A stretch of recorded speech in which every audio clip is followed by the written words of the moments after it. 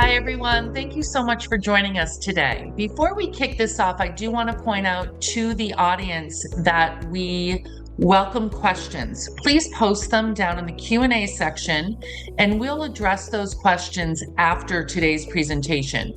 So I'd like to now turn this over to John Tillman, founder and chairman of Hall of Giants. John, the floor is yours. Callie, thank you so much. And thanks so much to the Force Family Office for allowing us this opportunity to talk to all of you. We're very excited to be with you and very excited that you're taking time out of your day to learn about the Hall of Giants.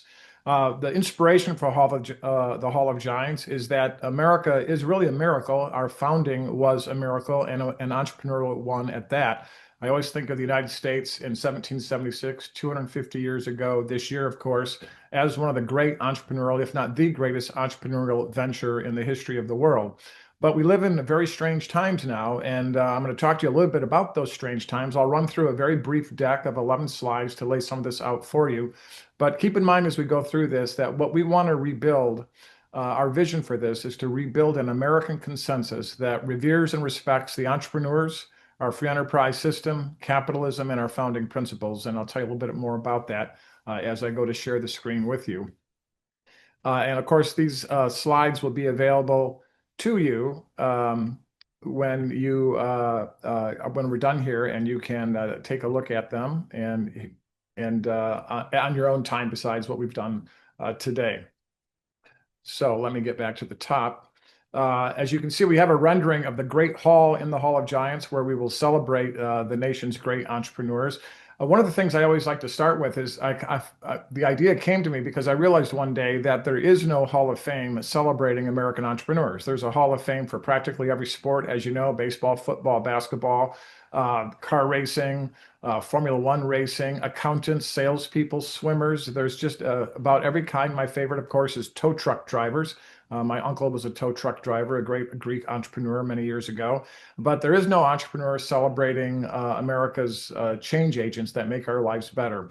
And as I started to look into it a number of years ago, I realized that there was a real opportunity here to reinvigorate in the American culture a respect for the role of the entrepreneur in solving America's great problems. So this will be the first of its kind. There are some business museums, business hall of fame, especially associated with universities, but nothing that is an iconic American cultural institution. And that is what we are going to build. And part of our belief, as I alluded to a moment ago, is we believe the value of free enterprise and capitalism is the most amazing miracle ever to happen in the world. Entrepreneurs not only come from within America, but think about all the immigrants that have come to this country over the last 250 years and what an entrepreneurial act it was just to come to America. And why do they come here? They come for opportunity, entrepreneurial opportunity. It's the one place on earth that no matter who you are, no matter where you come from, whether rich, poor, tall or short, whatever makes you particularly unique, this is the one place on earth through hard work, a little bit of luck, maybe some bad, but hopefully more good. This is the one place where you can pursue your version of the American dream. And I think it's important to remember the reason we need to restore a belief in entrepreneurs and our free enterprise system is that the source revenue for all things in government, if you love government or whether you think government is too big and should be limited, but regardless, all dollars that flow into the government at the state, local, and federal level start in a private sector pocket in a business that was started by an entrepreneur. And of course, all philanthropic work that you're all very familiar with, those charitable dollars start out in the pocket of a private sector person, often in a business, obviously, created at some point by an entrepreneur. One of the things I always like to mention is as you look around wherever you're sitting right now, literally every physical thing in your life other than your physical self, the computer you're watching this on, your cell phone sitting nearby, perhaps a cup of coffee, a glass of wine if you're on the East Coast, maybe for some of you, every single physical thing in our life exists because at some point when you go back upstream, an entrepreneur decided to start a business to create that product that you are enjoying. And of course, that applies to services as well. And part of the problem in America today is that people have lost sight of that. We take all of the amazing material, cultural, and human flourishing things in our lives for granted. And we want to reconnect the dots for the American people, those dots that have been disconnected. And it's important to do that. Right now, only 42% of 18 to 34-year-olds hold a positive view of capitalism. People who are a little older feel better. about it. But unfortunately, for many people that are younger today, socialism is more popular than capitalism, and we have to change that. 92% of voters think it's much too difficult to start and grow a new business today, and 47% believe the federal government does more to get in the way of entrepreneurs than to help them. If any of you are on the X platform, there was a great viral video after the Davos celebration, if you want to call it that, the Davos conference, where Ken Griffin of Citadel Capital Management talked about it was like a switch being turned off in terms of the regulatory attitude of the federal government when the election happened. And regulations matter, tax codes matter. And what we want to restore is a bipartisan consensus that both parties are competing among the American people for votes based upon their belief in free enterprise and capitalism and their encouragement of entrepreneurs to start and grow businesses.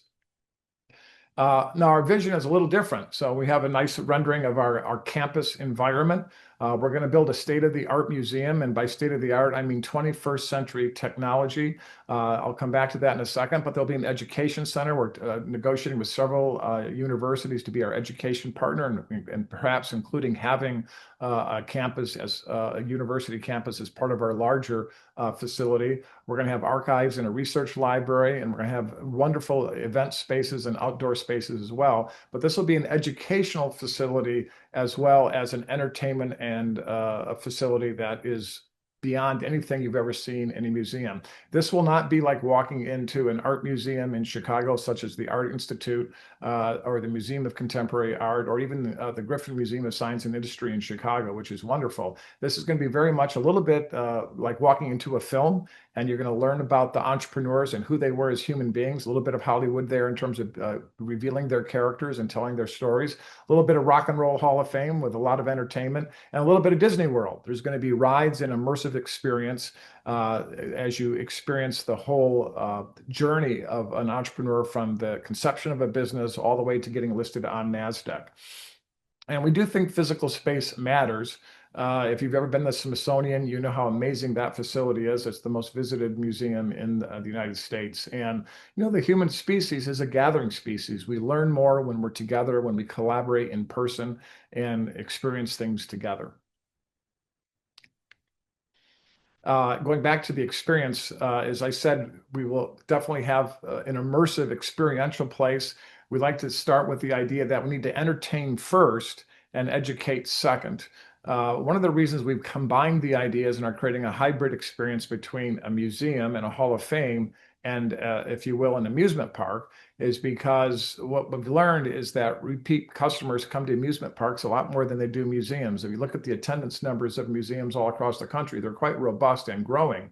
But when you look at the attendance numbers of amusement parks, they dwarf the number of people that come to museums. And so we think by combining these two things into a singular experience, we're going to get the best of both worlds. And the important part, it's very much like filmmaking. If you have message-driven films, the ones that are successful are where they develop the characters that are compelling and interesting and a good storyline, and they don't worry too much about the message. That kind of comes as embedded and more subtle throughout the storytelling. And that's what we're going to do here. We're going to entertain and then educate in a much more subtle way. But in the end, when someone walks out of their experience at the Hall of Giants, we want them to look around at their entire world completely different. And we want them to see that their physical world was created because entrepreneurs started those businesses that I talked about early.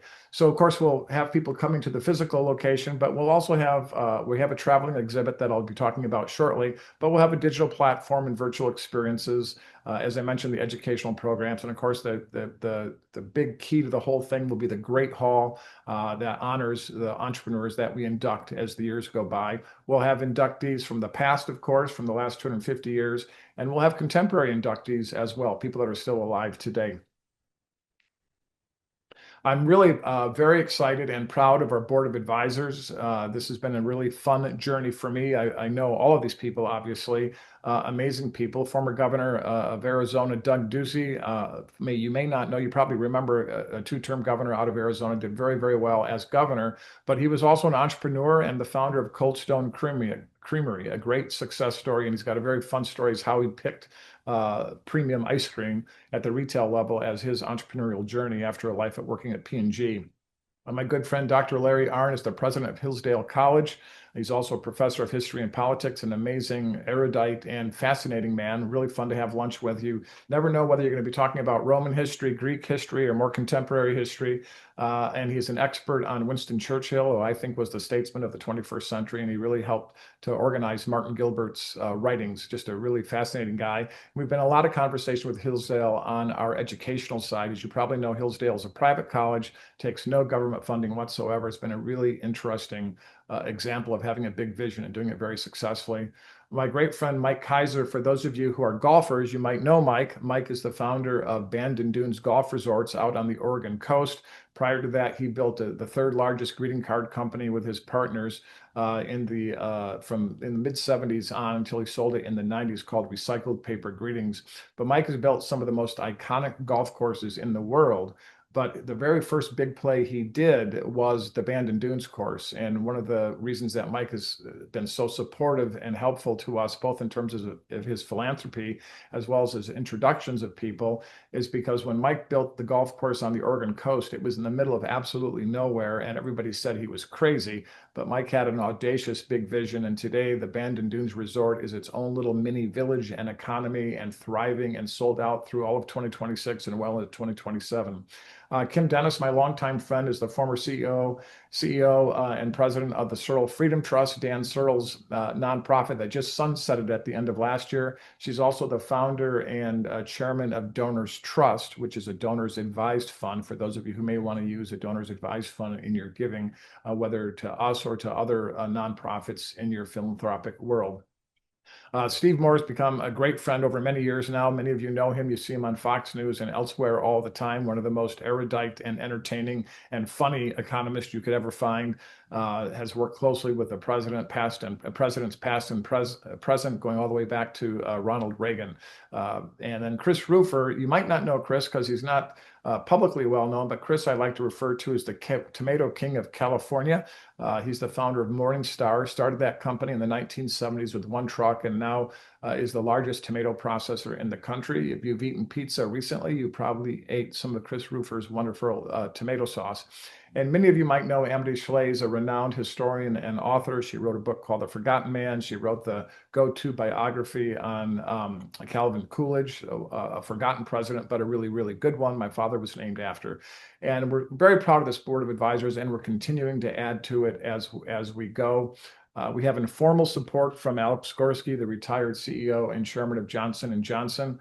Alex serves on several public boards, so he can't formally be on this board, but he's been very helpful behind the scenes as well. And the board of advisors is very instrumental in terms of how you build out the effort to develop this concept and, of course, fund the concept. One of the great things that we have been so excited about, we are building a traveling exhibit, and we've been invited to bring the very first stop of that traveling exhibit, our Hall of Giants Pavilion, as we call it, will debut on the National Mall. That picture you can see right there in front of you, taken from the top of the Washington Monument.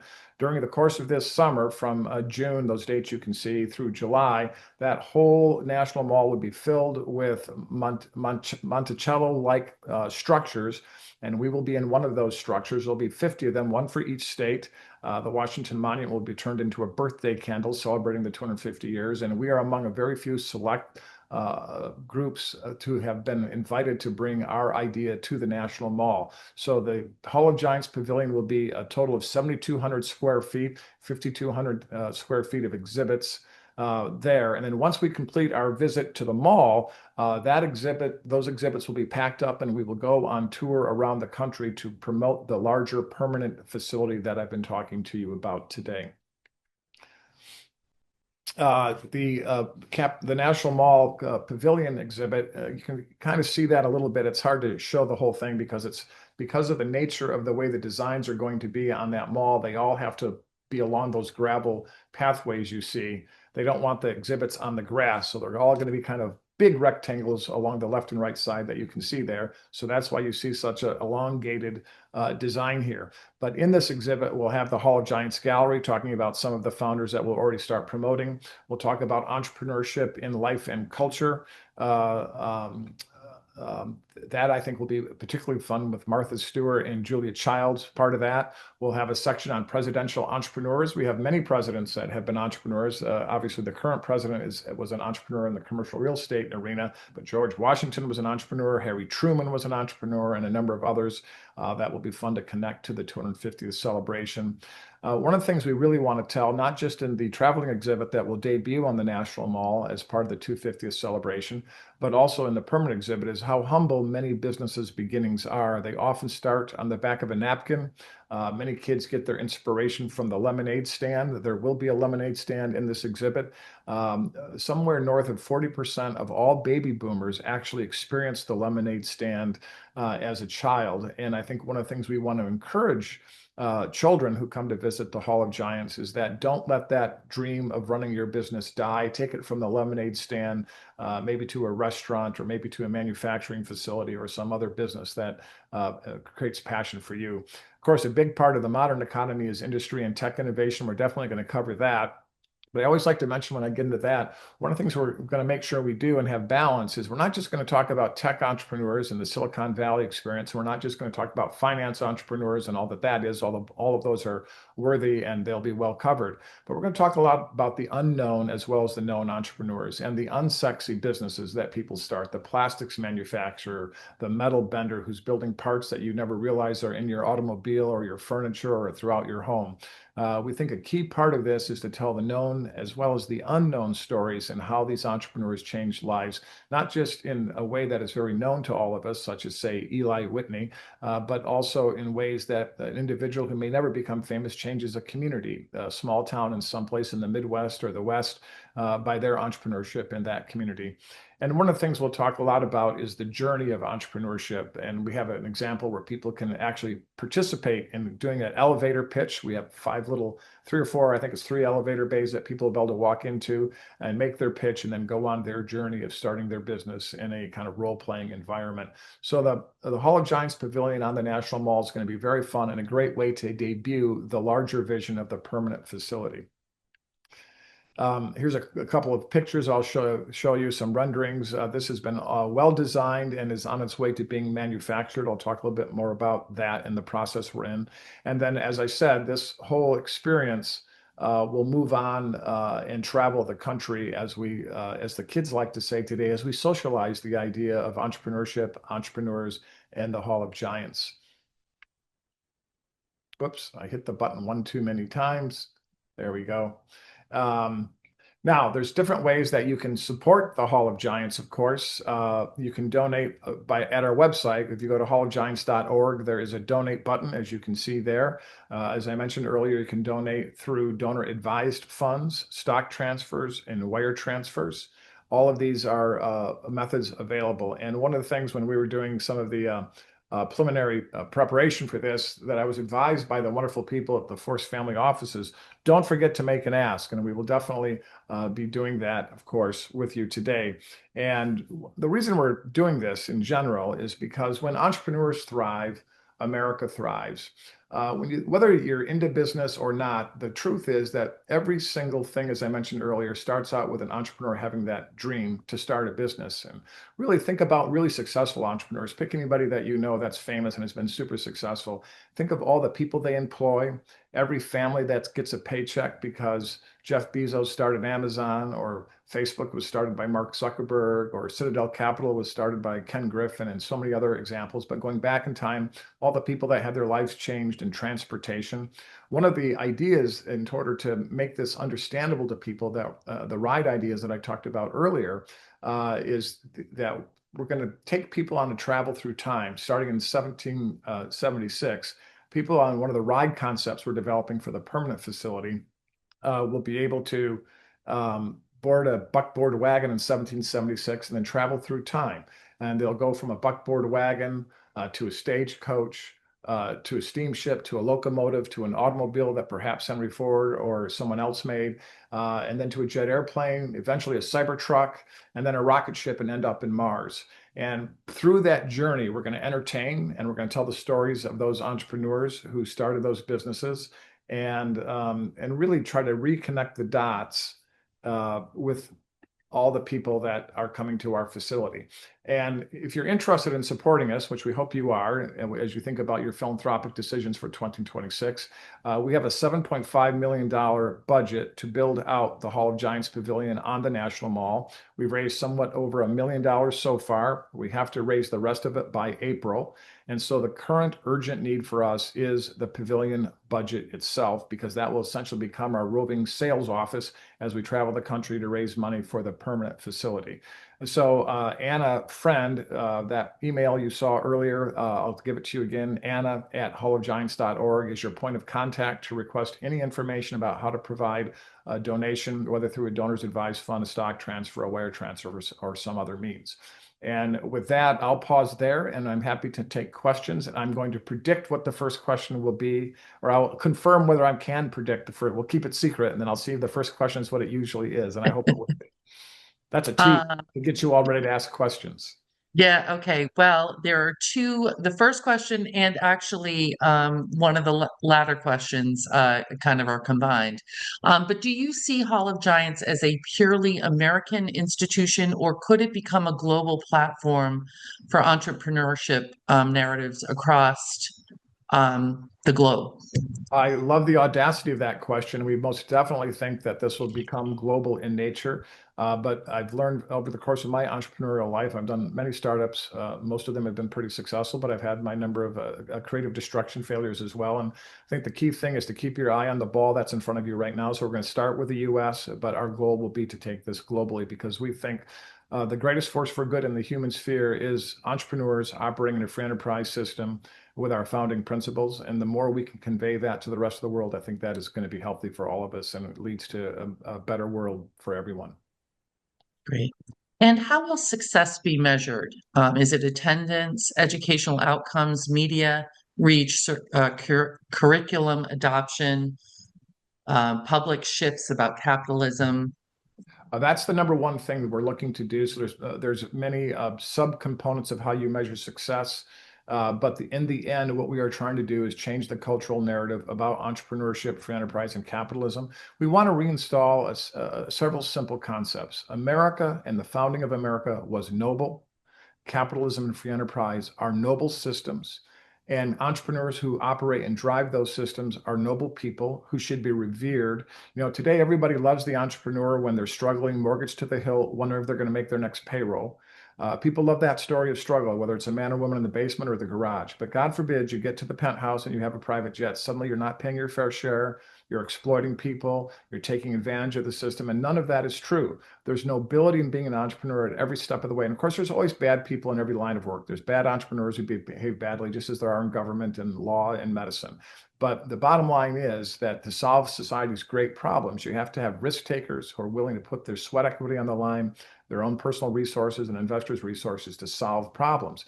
And the beauty of the entrepreneurial system and free enterprise is that you're successful when you serve people well. I always like to say that our system is the greatest service enterprise ever created in the human sphere. It's a permission-based system. The entrepreneur in the business has to ask for permission to provide a good or service, and the customer has total control and can give consent or not give consent. That is why this system has produced more wealth, both materially and spiritually, than any other system in the world. And that is why we're so focused on this. So the measurement will be how well we get people in America to once again have a reverence for the nobility of our founding free enterprise and capitalism, and particularly the entrepreneurs and their role within that. The sub metrics that we were very focused on, of course, is attendance, both physical attendance and virtual attendance, adoption of curriculum in schools on entrepreneurship, the rate of startups in the country, the amount of people writing about entrepreneurs in a positive way. I'd like to see fewer entrepreneurs as the villains in movies and more of the heroes in the movie. These are all various ways we're going to look at that. Thank you. How will the Hall of Giants differ from the already open Milken Center for Advancing the American Dream on Pennsylvania Avenue? Great question. I get that question a lot because the Milken Center is a really amazing and impressive place. I highly recommend that if you haven't been there to go to it, but completely different ideas and visions. The Milken Center is focused on 4 different pillars. health and wellness, and two others I can't remember right now. But one of them is entrepreneurship. And I've been through it thoroughly, as several of our staff have been. And they do a very nice job. But it is a traditional museum where you walk through and see exhibits in a traditional way. The most interesting, and I can't remember, Karen's on with us, she might remember the name of this exhibit, but it was actually, I think, funded by Ken Griffin. They have one immersive exhibit that is really interesting and very fun. We are building an entertainment facility first and foremost.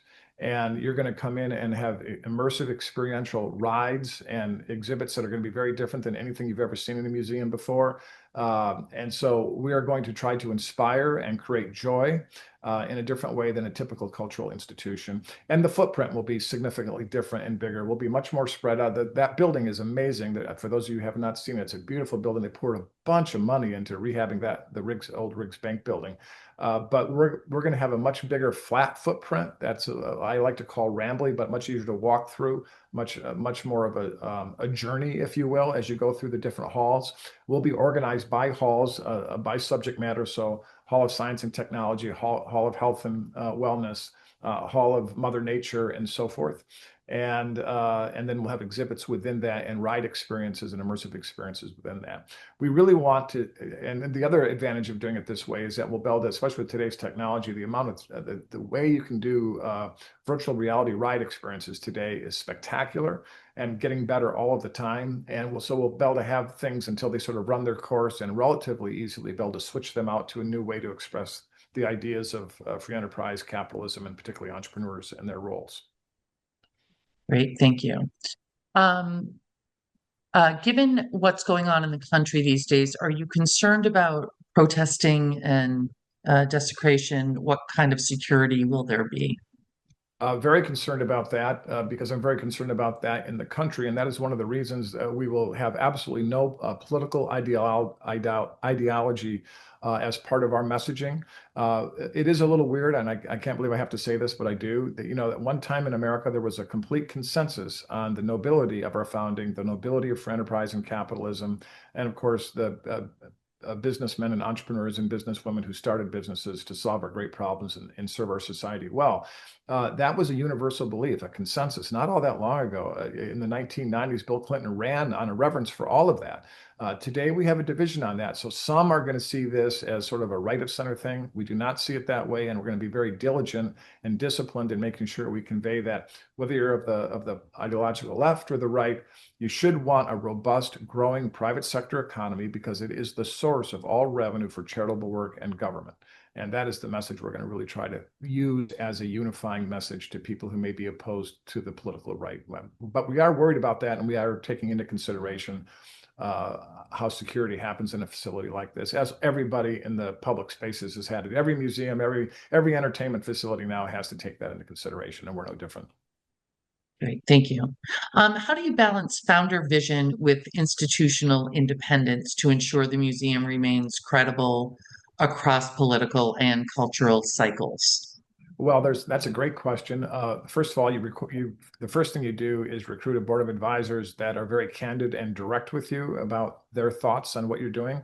And that board of advisors that you saw earlier is all of that. I'm working on developing some relationships with people that have a different that are pro free enterprise and pro entrepreneurship. Names that you would recognize that I'm not at liberty to share on this call, but we're working with some people for the lack of a better term, who would be on the other side politically, but are deep believers in America, deep believers in free enterprise and entrepreneurship. And so what we hope to do over time is balance out that board of advisors. And then in terms of governance over time, we'll make, one of the things you always want to do. I've started many businesses and many nonprofit institutions, and one of the things you are always worried about is mission creep and a work away from the mission. But all founders, if you're a successful founder, what you do is create a governance structure to make sure that the vision that the original funders and the ongoing funders and the original boards buy into, that you sustain that over time with good leadership long after the founder's gone. As you can tell by my, you might call it gray or silver hair, I won't be here forever, and I hope this institution lives on for 100+ years and beyond with good governance to make sure that the mission and vision I've laid out for you is still operative 20, 30, 40 years from now when I'm no longer on the scene. Entrepreneurship is a loaded word in the US. Besides Elon Musk and Bezos of the world, are there many entrepreneurs from a diverse ethnic backgrounds who have made huge contributions to the US advancement, and how will they be recognized or celebrated? Well, that's one of the main things that we're going to, not the main things, but it'll be a key element of what we do. We're going to have a whole section on immigrants as entrepreneurs, no matter where they come from. I'm in Southern California right now. Latino immigrants into this state and the Southwest in general, and the businesses that they've built are extraordinary. There's tremendous amounts of stories to tell there. Obviously, European immigrant stories are more common and more well known, but the story of African Americans and their entrepreneurship. The story of Tulsa, for those of you who are familiar with that, a woman named Madam Walker, one of the first African-American women millionaire entrepreneurs, her story will be told. There's a rich, rich vein of stories to be told. And this really goes into the unknown entrepreneurs I talked about earlier.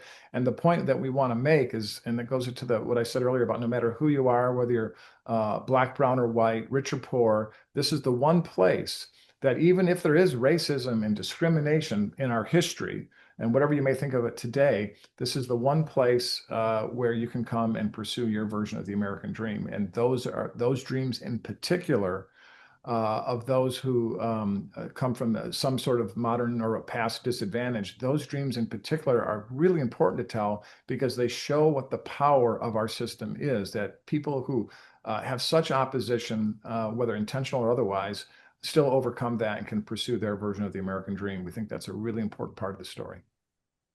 Thank you. Beyond philanthropy, what revenue opportunities do you foresee? We're working deeply on the models for revenue, and we've studied a lot of the other very successful places. One of my favorites is the Henry Ford. If any of you have been to the Henry Ford and Greenfield Village outside of Detroit and Dearborn, Michigan, I highly recommend it. It's really fascinating. So you have ticket revenue is category one. You have membership revenues, category two. Then you have the upcharges for the more fun exhibits that you're going to pay extra to go on this fancy ride and travel to Mars through time. So there'll be special exhibits where you have a surcharge, as well as films where you have surcharge. So there's all that sort of ticket revenue. There will be merchandise. Part of what we are building is that we're going to, I highly recommend going and reading an article. And if you send Anna a note, Anna@hallofgiants.org, we'll be happy to give you a link, as well as we have a beautiful glossy 100-page magazine we're happy to send out. We have a prospectus, hard copy to send out. We kind of like hard copy because as much as the digital stuff is fun, there's something still about holding a really nice quality magazine in your hand that Anna largely created that tells the story in a way that you can't really tell in a digital format. But the key to the whole thing will be having a very flexible approach. So we're going to pursue all those traditional revenue streams that both amusement parks and, of course, merchandise, food and bev will be a huge part of it. And we're not going to, as I said earlier, I've already recruited a hotel partner. We're going to have a hotel, a private sector hotel, as part of the larger campus. It will have a conference center. We'll be hosting an incubator, and we hope to build out an incubator within the facility that'll run adjacent to the Hall of Giants. And have our own little version that will come up with a nice brand of Shark Tank. We'll have a mentorship program. So there's all kinds of other ways where we're going to be able to create revenue streams outside the traditional methods. Thank you. And what is the capital requirement for the permanent campus? And what is the targeted fundraising mix? Major donors, corporate sponsors, endowment, public funding? We won't take any public funding. We certainly would be happy to have the public involved with us in terms of infrastructure builds. Cities and counties obviously build roads and sewer systems, but other than that, we will not take public funding. This is going to be privately funded. So the commercial areas around the Hall of Giants will all be privately funded, but the Hall of Giants itself is a 501c3. The current plan is a 250,000 square foot facility, so it's robust, not gigantic. So to give you some sense of that, the Griffin Museum of Science and Industry in Chicago, if you've been there, is about 400,000 square feet. So this will start out at 250,000 square feet, a $350 million capital raise. Of that $350 million, it's about $250 million to acquire the land and design it, and build it. $50 million for an operating reserve until we get to cash flow positive, which we think could take 2 or 3 years based on what we've seen from these are all in development, but based on pro formas that we've put together from 990s of other similar entities, and then a $50,000 reserve. I said $50,000, $50 million reserve for the total of $350 million. And the balance, to go back to the question of balance, we are really focused primarily on individual donors, high net worth donors like those of you on this phone call. But once we get past the pavilion urgency, we will then develop a corporate approach and start going to corporations. We think there are some great stories to be told by the original founding of many of today's great companies, both JP Morgan, Bank of America, obviously the Ford Motor Company. These are all amazing American entrepreneurial stories that are still alive today. Thank you very much. And thank you to the audience for the great questions. Before we close out, I do want to point out to the audience, everyone out there has my email address. Please reach out to me if you have any questions or want to be personally connected to the Hall of Giants. I'm happy to help facilitate that. In turn, they will have all of your information as well, and we'll be reaching out. John, I do want to turn it back over to you for any final words before we close out. Well, I would say that all great endeavors begin on calls like this. If we were in a room together, I'd say in rooms like this. So let's pretend it's a virtual room. And this is an audacious vision. We've come a long way from the original conception 2 years ago. We spent the first 18 months learning how to do this and developing the board of advisors. And then, of course, securing the opportunity to be on the National Mall, which is our current immediate priority. And I'm thrilled by when I first started talking about this 18 months or 2 years ago, people would go, "You're going to do what?" And now there's tremendous enthusiasm and the momentum has really been building. It is very much like getting the flywheel to spin, and we're spinning pretty good now. But leadership matters. And I think that this is a time for people to step up and lead. You're on this call because this system, the American system, our free enterprise system, capitalism, the founding principles, the right to private property and to pursue your dream, you're on this call because this system has rewarded you. And this is an opportunity for you to take a leadership role at whatever level of philanthropy is in your family's budget. This is a great project to step up on that is completely different than any other philanthropic opportunity out there. And there are many, many worthy things. The question, by the way, I did not get, Callie, and I'll close with this, is where's it going to be? That is normally the first question I get. We're looking at Florida, both Miami and Orlando. We're also looking at Atlanta, Nashville, Dallas, Fort Worth. We took a look. I met with some of the people associated with Dan Gilbert and others, some real estate people in Detroit. I went to school in Detroit, grew up in Michigan. I really had a soft spot for Detroit, but we've taken that off the list, and we've taken Philadelphia off the list as well. But those are the ones that are currently operative. And if any of you have a particular interest in any of those cities, the three drivers of where we'll end up are, number one, we want to be in a place where we have really ready access to a huge slice of the American population where families, our target audience is families with children, the same kind of people that go to Orlando and other experiences like that. So we want access to the public to have this be within a day's drive or less for them. And so east of the Mississippi is the most likely. The only one west of the Mississippi would be Dallas, Fort Worth. And then the other criteria, of course, is donor interest. That's an important part of it. So we have all kinds of levels of sponsorship, naming rights at all kinds of levels from the entire structure for a very significant gift, obviously, both in terms of the pavilion as well as the permanent facility. And then parts of you're all familiar with this. You've done philanthropy before, and you know that some of the naming stuff is half the fun because it's a custom build creative thing, and you find out what makes your ideas tick and how we can create a menu match. So we're here to help talk about that, and Anna and others on the team can help do that. And then lastly, we're looking for, obviously, just a financial viability. Where's the right market where this is going to have financial success? But we've done a deep dive on the concept, and every entrepreneur is always confident at this stage of the game, but we're pretty confident because we've seen so much good proof of premise from other facilities that are similar. Museum of the Bible being a good example, a really great place to go if you haven't been there yet. Great. Well, thank you so much. And thank you everyone for joining us today, and everyone have a great day.